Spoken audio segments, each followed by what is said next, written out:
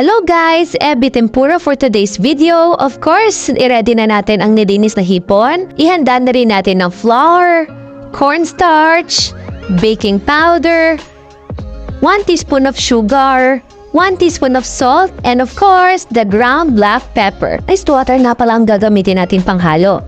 Halu-haluin ang mga pinagsamang ingredients with iced water. Haluin natin mabuti hanggat makuha natin ang kailangan nating texture. Ito guys, kailangan malapot siya pero hindi matubig para mas kumapit ang lasa. Isa-isa na nating ilagay ang ating hipon sa ating mixture.